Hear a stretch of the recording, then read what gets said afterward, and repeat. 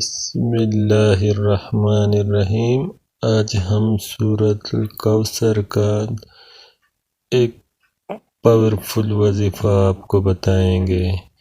یہ وظیفہ صرف 3 دن کرنا ہے۔ صرف 3 دنوں کے اندر آپ کی جو بھی بڑی سے بڑی حاجت ہوگی، جس بھی مقصد کے لیے آپ اس وظیفے کو پڑھو گے، آپ کا وہ مقصد انشاءاللہ 3 دن کے اندر پورا ہو جائے گا۔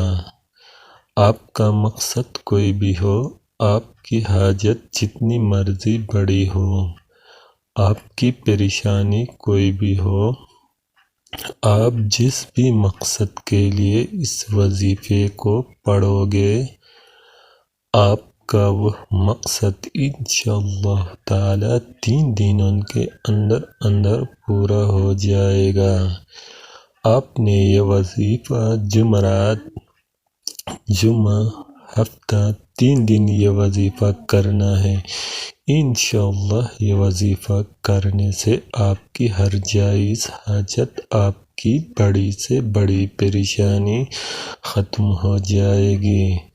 آپ چاہے یہ وظیفہ اپنی شادی کے لیے کر رہے ہیں، آپ کی شادی نہیں ہو رہی، اس کے لیے کر رہے ہو، آپ کو اس میں بھی کامیابی ملے گی۔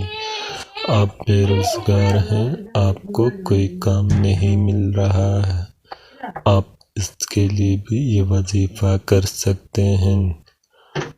آپ کے دشمن ہیں، ان سے چھٹکارا پانے کے لیے بھی آپ یہ وظیفہ کر سکتے ہیں۔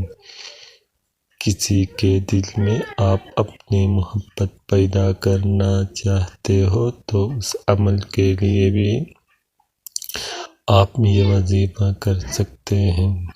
آپ کی کوئی بھی حاجت ہو، کوئی بھی مقصد ہو، آپ اس وظیفے کے ذریعے اپنا مقصد پورا کر سکتے ہیں۔ آپ نے صرف 3 دن اس وظیفے کو کرنا ہے اور انشاءاللہ تعالی 3 دن کے اندر آپ کا ہر مقصد پورا ہو جائے گا۔ اس وظیفہ کو شروع کرنے سے پہلے درود شریف لازم پڑھیے۔ آپ نے وظیفہ کس طرح کرنا ہے؟ آپ نے سورہ کوثر پڑھنی ہے۔ سورہ کوثر قرآن کی سب سے چھوٹی سورہ ہے۔ سورہ کوثر قرآن پاک کے 30ویں پارے میں ہے۔ آپ نے جمعرات کو یہ وظیفہ کرنا ہے اور ہفتے کو ختم کرنا ہے۔ جمعرات کے دن آپ نے نماز فجر کے بعد اول و آخر درود شریف 129 بار سورہ کوثر کو پڑھ لے، پھر نماز عصر پڑھ کر اس وظیفے کو ایسے کرے اور اسی طرح آپ نماز عشاء کے بعد کرنا ہے۔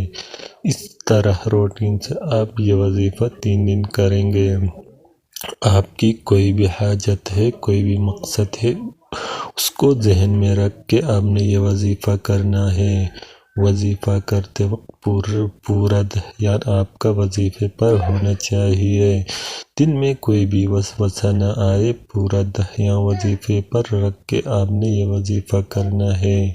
انشاءاللہ اس وظیفے کو کرنے کے بعد آپ کی اللہ سے مانگی ہر دعا قبول ہوگی۔ اجازت لینے کے لیے ہمارے چینل کو سبسکرائب اور لائک کریں۔